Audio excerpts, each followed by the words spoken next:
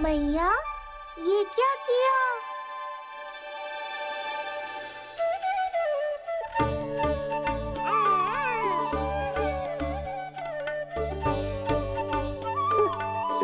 लगता है इसे माखन से अधिक ही प्रेम हो गया है। सावधान यशोदा, कहीं बड़ा होकर माखन चोर ना बन जाइए। माखन चोर क्यों बनेगा मेरा लल्ला? माखन की कोई कमी है क्या हमारे घर में? जितना माखन चाहिए उतना माखन खिलाऊंगी मैं अपने लल्ला को। पर मैया, अभी तो थोड़ा सा भी नहीं चखा रही हो। ये ले। लो, ये भी दाऊ को दे दिया। सुबह तो बोल रही थी कि मैं आपको प्रेम नहीं करता, उल्टा आप अपना सारा प्रेम बलदाऊ पर लुटा रही हो।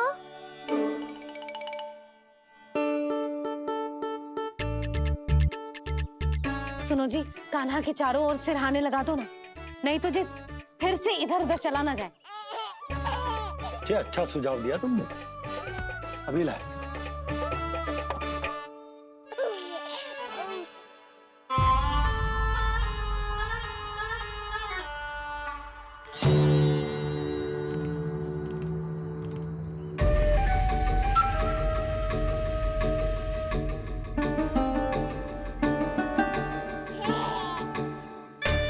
इस बालक का वध करके जब मैं मथुरा वापस लौटूंगा तो प्रभु कंस मुझे अपना विशेष विश्वास पात्र तो बनाएंगे ही, पर क्या पता प्रधानमंत्री भी बना दे।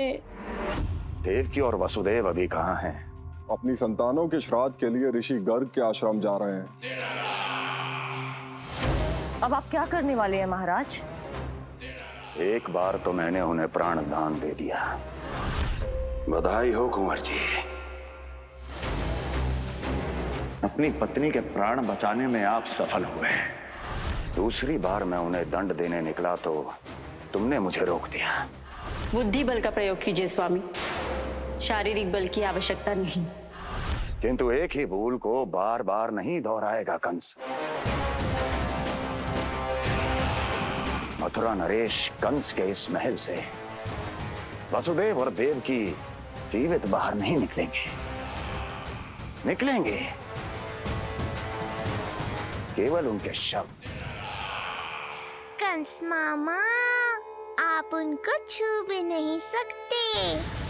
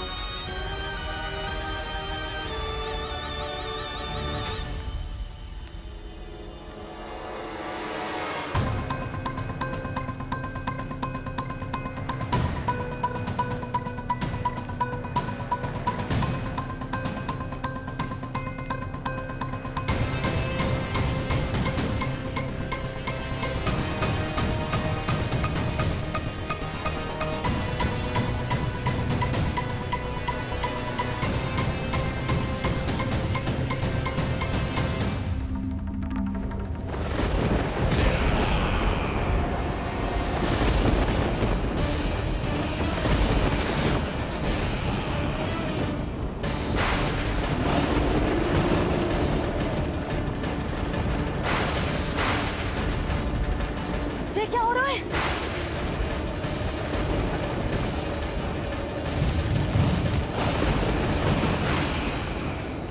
ये क्या हो रहा है?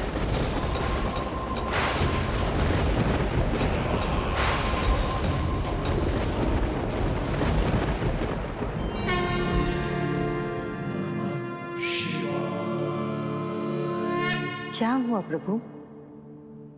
आप अचानक इतने चिंतित क्यों हो गए? कृष्ण ने अपने पांव का अंगूठा अपने मुख में रख लिया है देवी। इसमें चिंतित होने की कोई बात नहीं है प्रभु। ऐसा तो हर बालक कभी ना कभी करता ही है। पर सखा कोई साधारण बालक नहीं है देवी पार्वती, तो भगवान है। यदि वो ऐसे ही अपने अंगूठे को मुख में रखकर खेलते रहे तो अवश्य ही आ जाएगी।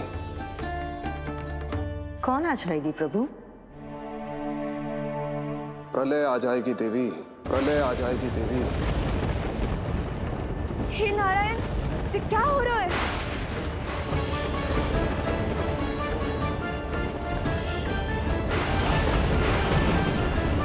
जी ऐसे लग रहा है जैसे दिन में ही रात्रि के समान अंधेरा छा गया हो। लगता है बहुत बड़ी आंधी आने वाली है।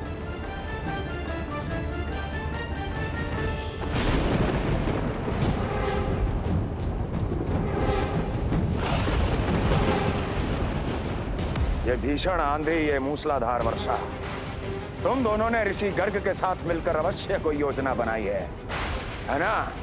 बोलो बोलो, क्या है वो योजना? बोलो।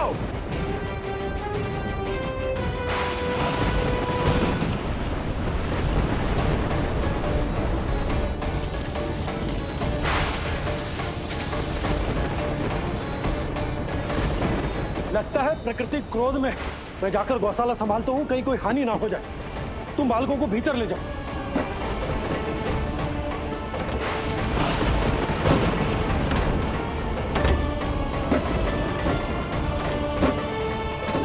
जी द्वार और झरोखे बंद करते हैं। हाँ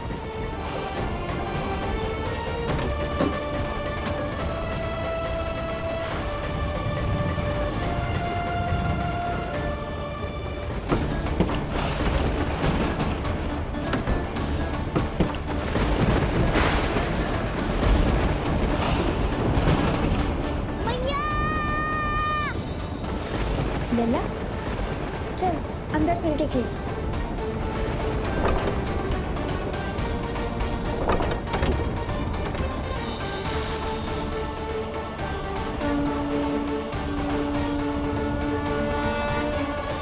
आपके सखा तो ध्यान निद्रा में चले गए हैं प्रभु। इनकी ये अंगूठा चूसने की सामान्य सी क्रिया का कितना घातक प्रभाव पड़ रहा है, इन्हें तो पता भी नहीं है। चाहे जानबूझकर की जाए या अनजाने में हो, सखा की हर लीला के पीछे कोई ना कोई उद्देश्य अवश्य छिपा होता है। पर ऐसा लगता है देवी जैसे उनकी इस लीला के पीछे एक नहीं अनेक उद्देश्य छिपे हैं।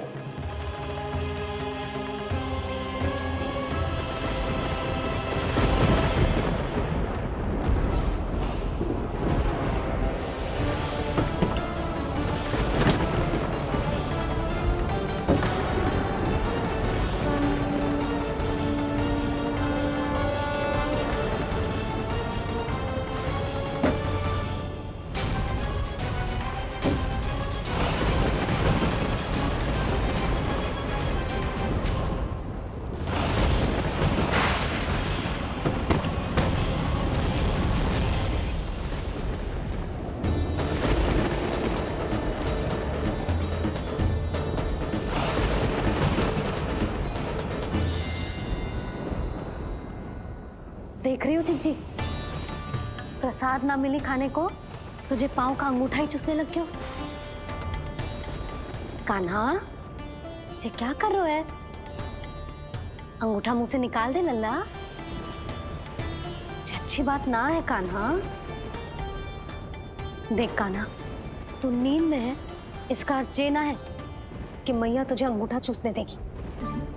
निकाल अंगूठा मुंह से। आज तो बड़ी शीघ्र इतनी गहरी निद्रा में सो गए हो तुम।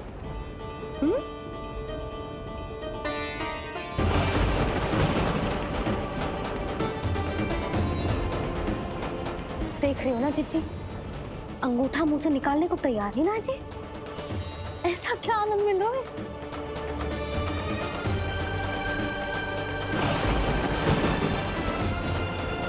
अधिक बल भी ना लगा सकती, अत्यधिक नींद में है, कहीं इसकी आंख ना खुल जाए। रानी भाभी, लगता है तीव्र वर्षा होने वाली है। मैं और भोला भैया के साथ अगले निकल रहे हैं। हो सकता है उन्हें हमारी आवश्यकता हो। हाँ हाँ, चलो बोला। चिच्ची, तीव्र वर्षा आरंभ होने से पहले आप और बड़गांव निकल जाओ। ठीक है, किंतु तुम भी सतर्क रहना। हाँ, आप भी ध्यान से जाओ।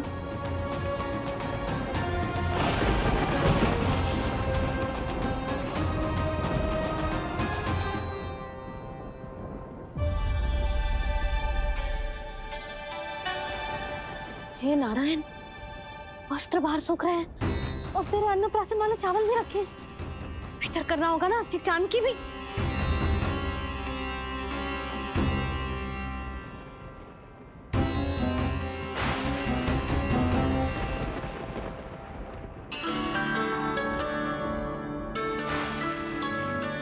लल्ला, वैसे जी बहुत बुरी बात है।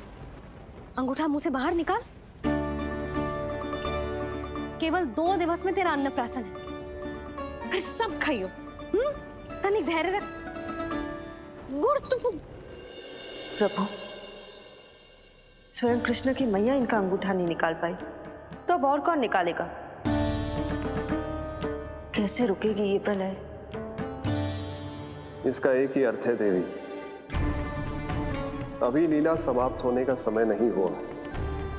अभी तो कहना तो ये चाहिए कि लीला अभी पूरी तरह से आरंभ ही नहीं हुई है।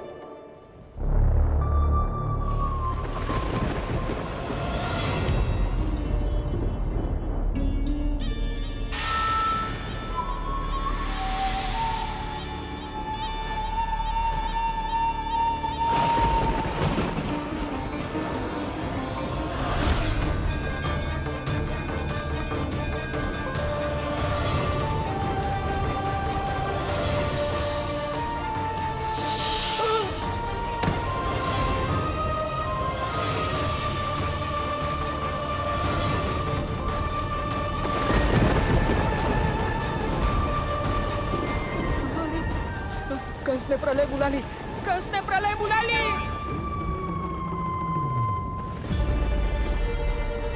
हे नारायण, जे वर्षा तो रुकने वाली ना है। जे गुड़ और गेहूं भीतर रख देती हूँ।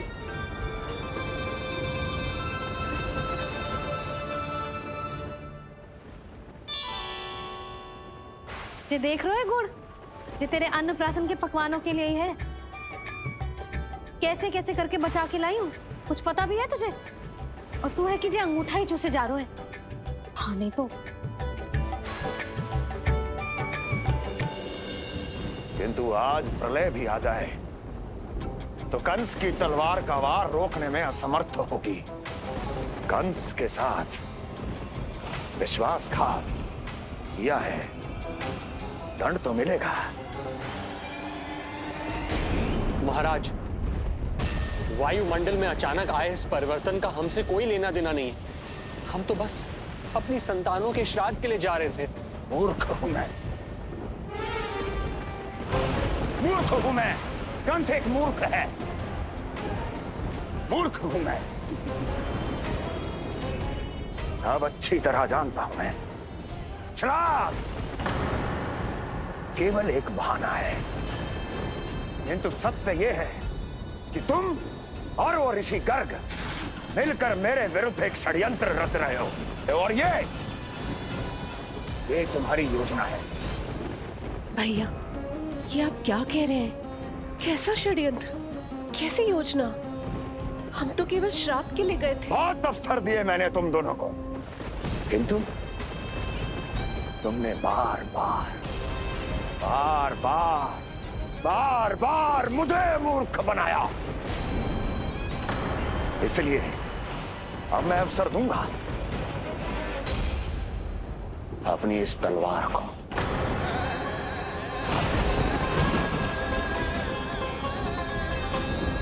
येन केन प्रकारेण साम दाम दंड भेद, कोई ना कोई युक्ति लगाकर मैं तुम्हारे उस बालक का वध कर ही दूंगा। पर उस क्षण का साक्षी बनने के लिए अब तुम दोनों को जीवित नहीं छोड़ूंगा मैं।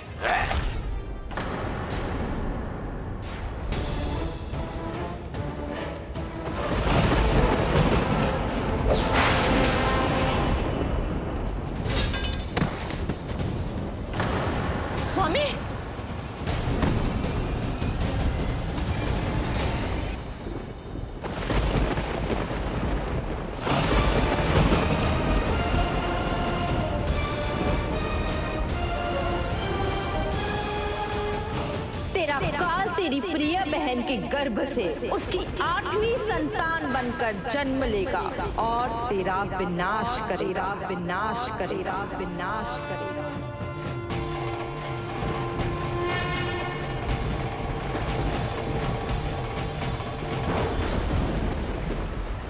प्रलय आने वाली है, प्रलय आने वाली है, प्रलय आने वाली है।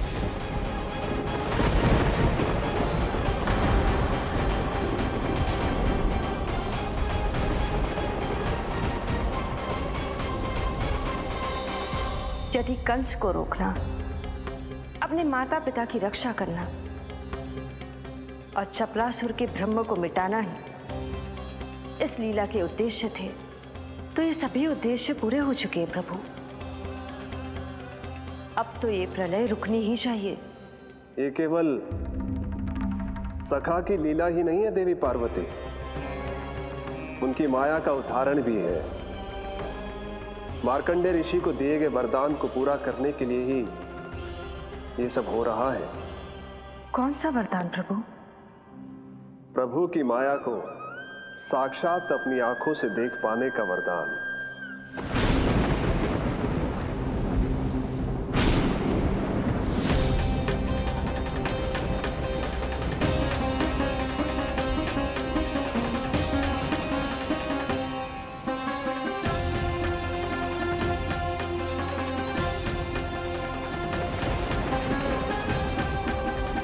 हे नारायण, क्या ये प्रलय है?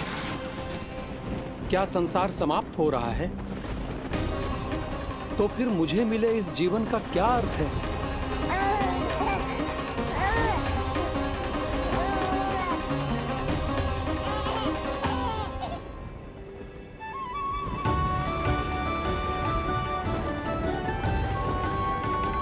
ये बालक यहां कहां से आया?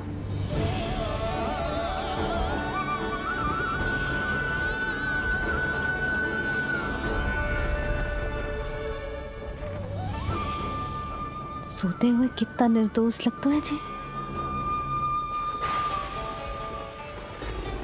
चारों ओर जल ही जल है, सब कुछ प्रलय में नष्ट हो रहा है, किंतु ये कितना निश्चिंत है ये। परंतु ये अद्भुत बालक है कौन?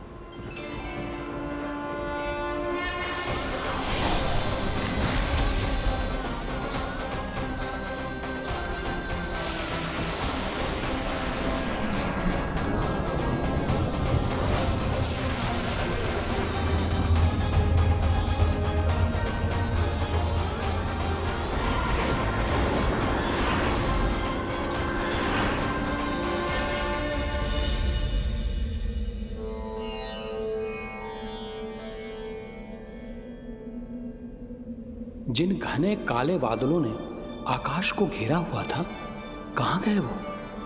यहां तो प्रलय का कोई चिन्ह ही नहीं है।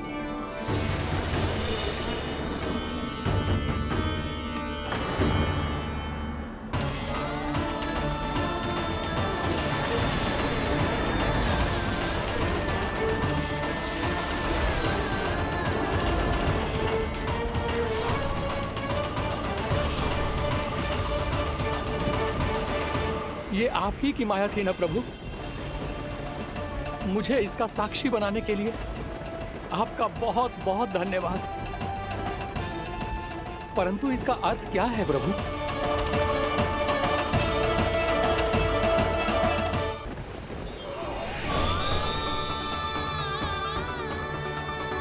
प्रभु,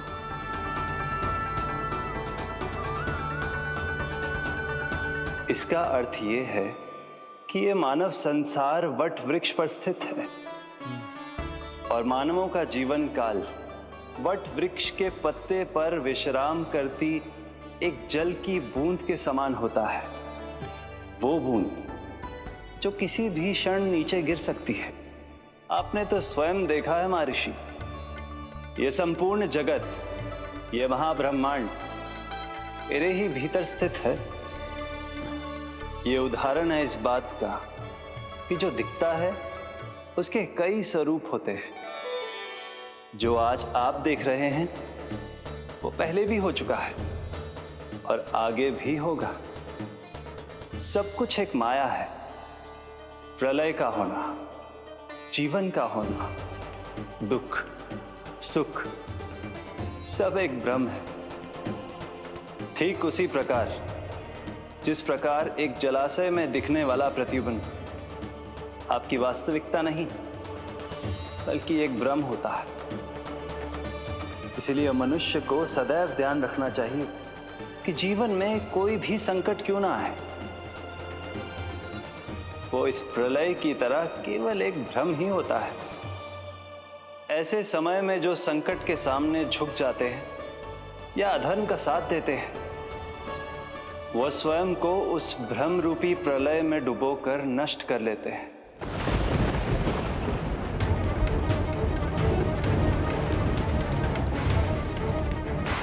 पर जो मेरी शरण में आकर संकटों का सामना करते हैं, वो स्वयं को कठिन से कठिन प्रलय से भी उभार लेते हैं। किंतु प्रभु, सभी व्यक्तियों में संकटों का सामना करने का साहस नहीं होता। कृपा करके आप कुछ ऐसा कीजिए जिससे आपके भक्तों को इतना बल मिले कि वो कठिन से कठिन परिस्थितियों का सामना भी सहर्ष कर सकें। मैं वरदान देता हूं महर्षि, पीपल के पत्ते पर बाल कृष्ण की इस छवि का स्मरण मेरे जो भी भक्त करेंगे, उनके साथ मेरा आशीर्वाद सदैव बना रहे। वो चाहे कितनी भी कठिन परिस्थिति में क्यों ना फंसे, बाल कृष्ण की ये छवि उन्हें उससे उभर पाने में सामर्थ्य प्रदान करेंगे।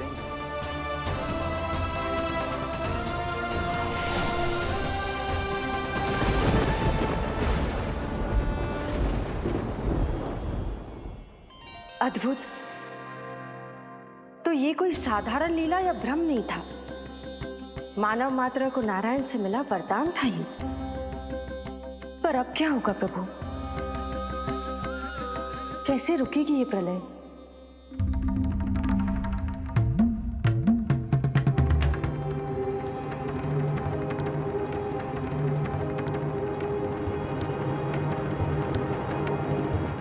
क्या सोच रहे हैं प्रभु?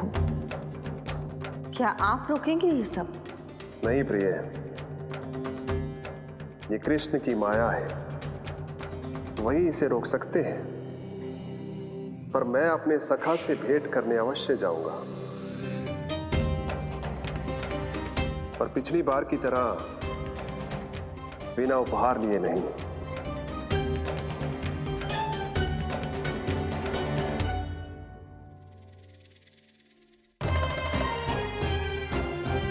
उपहार?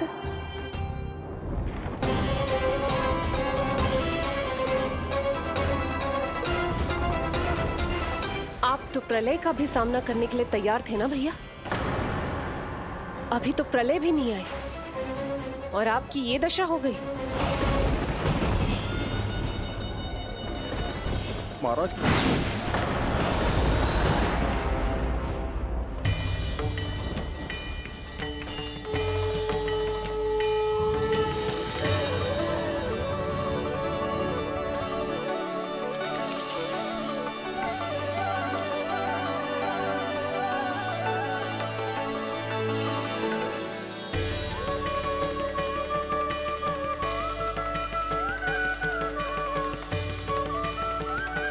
महादेव, आप उपहार में ये निष्प्राण वस्तु देंगे अपने सखा को? सही पहचाना देवी, पर उपहार देने से पहले इसे आकार दूंगा मैं, क्योंकि प्राण तो इसमें बाल कृष्ण ही भरेंगे।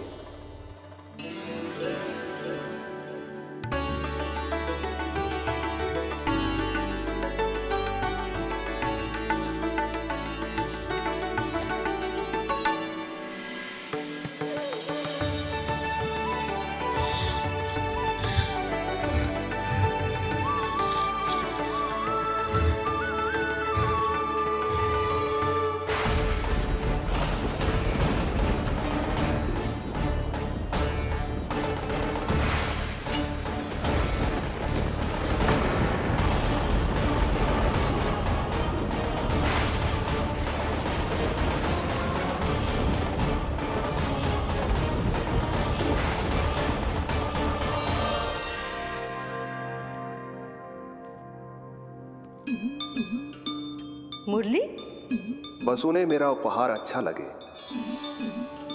यदि यशोदा मैया ने आपको अपने सखा से मिलने से फिर से रोक दिया तो? इस बार चुपचाप छिपकर उनकी दृष्टि से बचकर जाऊंगा देवी पार्वती। उन्हें पता ही नहीं चलने दूंगा। संभालिएगा प्रभु, यदि यशोदा मैया ने आपको पकड़ लिया तो लेने के देने पड़ जाएंगे महादेव।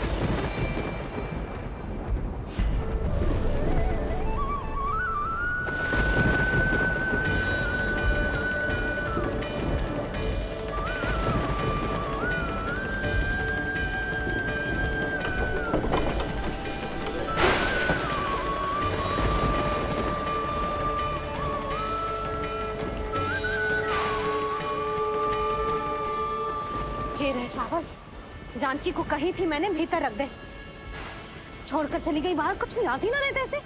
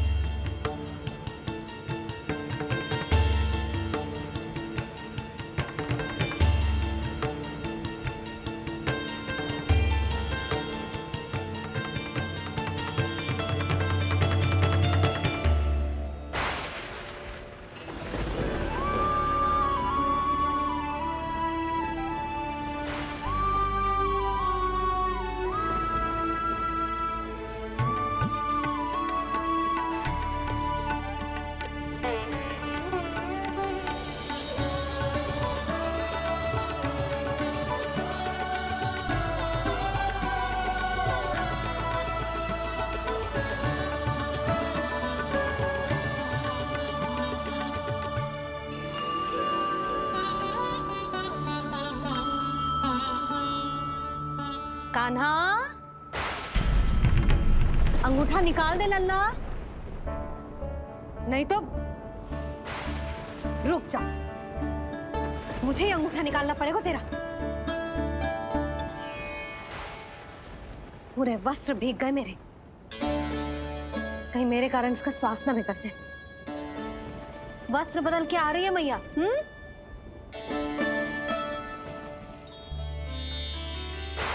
आ रही हूँ।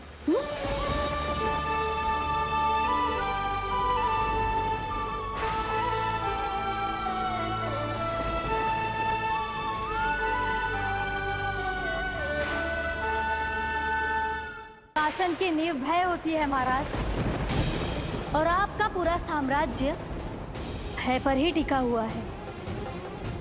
यदि आप भी इस तरह से भयभीत दिखाई देंगे तो आपके साम्राज्य को डगमगाने से कोई भी नहीं रोक पाएगा। एक बार आपने ही कहा था ना कि अपनी दुर्बलता कभी किसी को मत दिखाओ। प्रजा को भयभीत कंस नहीं, भयानक कंस दिखना चाहिए, भयानक कंस। अब आप ये सिद्ध कर दीजिए कि भय आपके शत्रु का नहीं, आपका शस्त्र है। महाराजा धीराज, कंस का शस्त्र।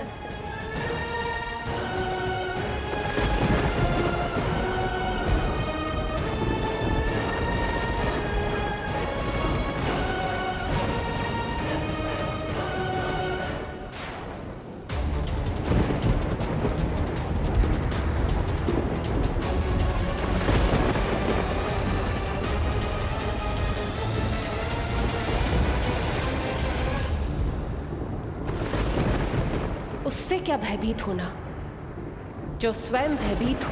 उससे क्या भयभीत होना, जो स्वयं भयभीत हो। सखा, इस माया को विराम देने का समय आ गया है।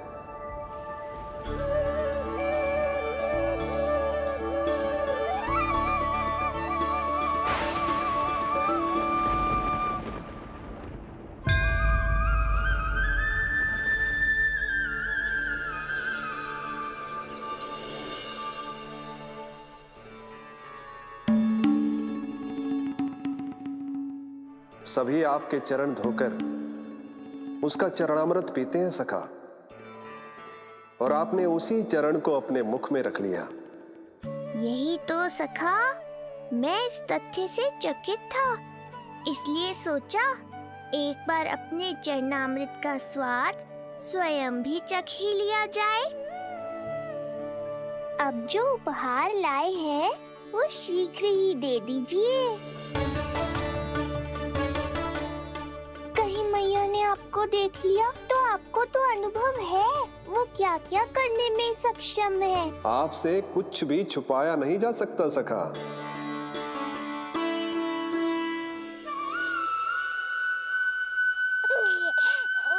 इन अधरों पे पांव के अंगूठे से अधिक ये मुरली शोभा देगी सखा।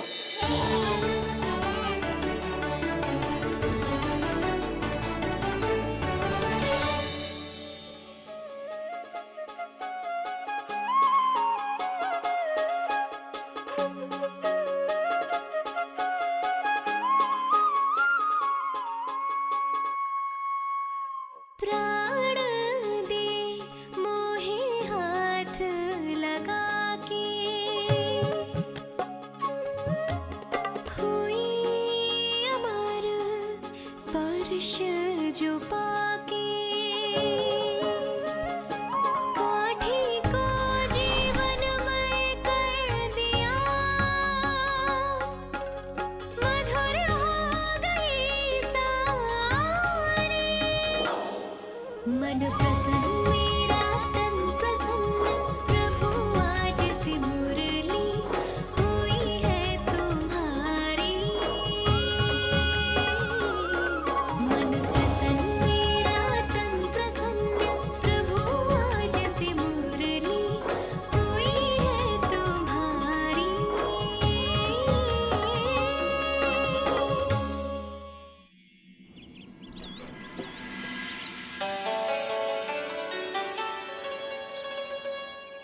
तुम्हारी भक्ति ने मेरा मन जीत लिया है मुरली। शीघ्र ही सारा संसार तुम्हें मेरे नाम से और मुझे तुम्हारे साथ से पहचानेगा।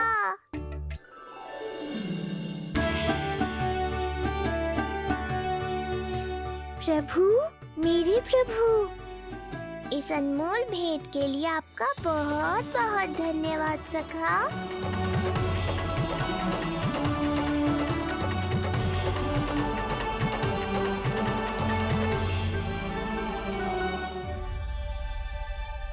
सखा, मैया,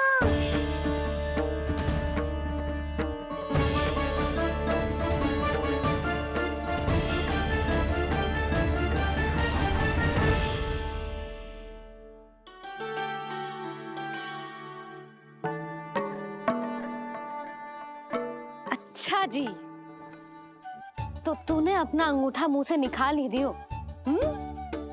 बड़ा उपकार कियो अपनी मैया पे।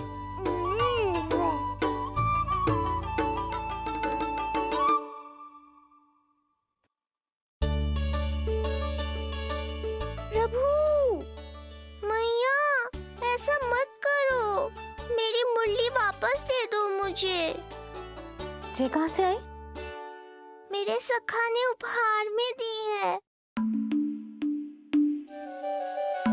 मैंने तो सोचा भी नहीं था मैया कि मेरे अंगूठा मुंह में लेने से इतना सब कुछ हो जाएगा।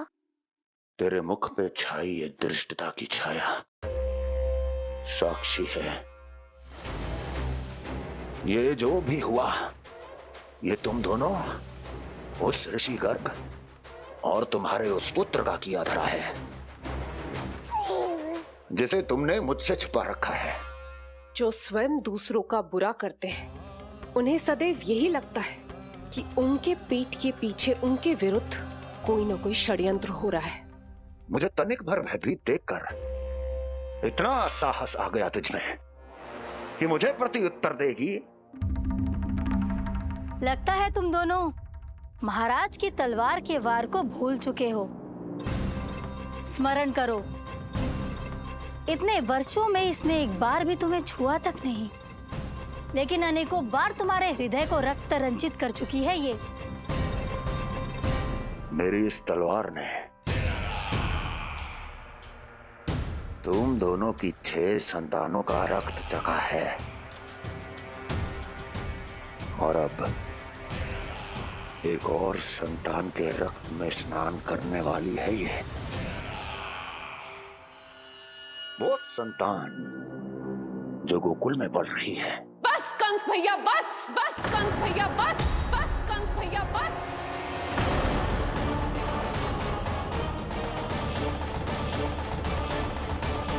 इतना दुस्साहस, तू मुझसे ऊंचे स्वर में बात करेगी अपने बड़े भाई के सामने?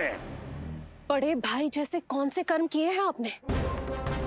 और अब जो कुकर्म करने की आप सोच रहे हैं उसमें भी असफल होंगे आप। देवकी। नहीं स्वामी, आज मत रोकिए मुझे। बहुत सह चुके हैं हम, आप मौन रह लिए, परंतु आज इन्हें सत्य का पता चलना ही चाहिए। भैया, आपको क्या लगता है आप बहुत शक्तिशाली हैं तो अपना भाग्य बदल सकते हैं? आप भगवान विष्णु का सामना कर सकते हैं। ये भ्रम राक्षस राज रावण को भी था और यही भ्रम स्वयं को भगवान समझने वाले हिरण्यकश्यप को भी था। पर ना रावण के 10 शीश बचे और ना ही हिरण्यकश्यप का अस्तित्व। पेट चीर के उनके प्राण निकाल लिए थे भगवान ने।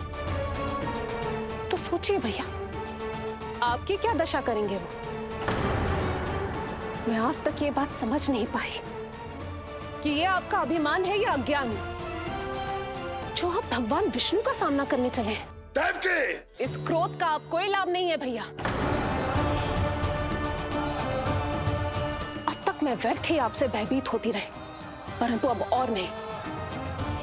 जब हमारी रक्षा स्वयं भगवान विष्णु कर रहे हैं तो फिर आपसे कैसा भय? जब हमारी रक्षा स्वयं भगवान विष्णु कर रहे हैं तो फिर आपसे कैसा भय? तू क्यों मुस्कुरा रहा है? अब जे मत ही सोचना कि मैया फिर से अंगूठा चूसने देगी तुझे। अब उसकी आवश्यकता ही नहीं पड़ेगी मैया। पहले आकाशवाणी से सुना था, आज मैं दोहराती हूँ, आपकी मृत्यु भगवान विष्णु के अवतार द्वारा ही होगी। आपकी मृत्यु भगवान विष्णु के अवतार द्वारा ही होगी। आपकी मृत्यु भगवान विष्णु के अवतार द्वारा ही होगी। भले ही वो कहीं भी क्यों ना हो।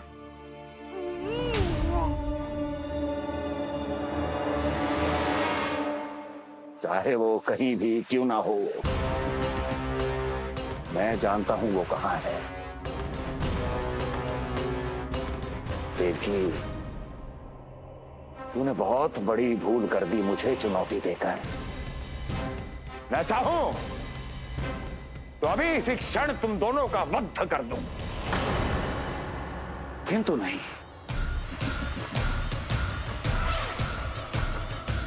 तुम्हें श्राद्ध करना बहुत प्रिय है ना?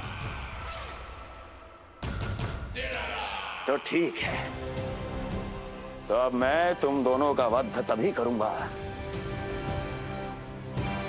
जब तुम दोनों अपनी 8 संतानों का श्राद्ध एक साथ कर चुके होगे।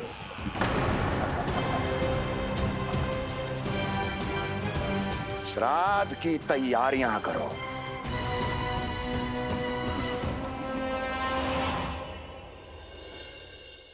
मैया अन्नपूर्णा की कृपा से आज अन्नप्राशन के सभी कर्मकांड अच्छे से हो जाए, भोजन स्वादिष्ट बने और मेरे कान्हा को प्रिय लगे। बस इतना आशीर्वाद दे दो तुलसी मैया। मैया, कहीं उसे ऐसा ना लगे कि उसकी मैया को अच्छा भोजन बनाना आता ही ना है।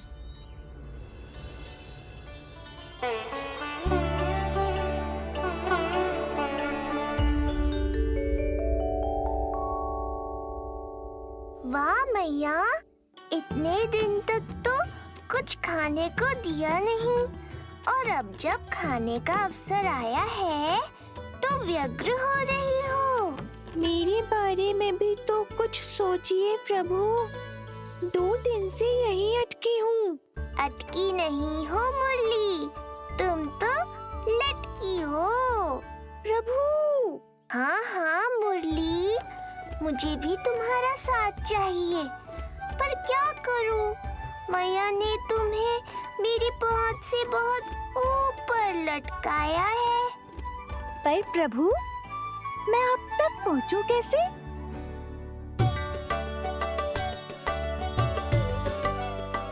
प्रभु, सोचिए मत, कुछ करिए।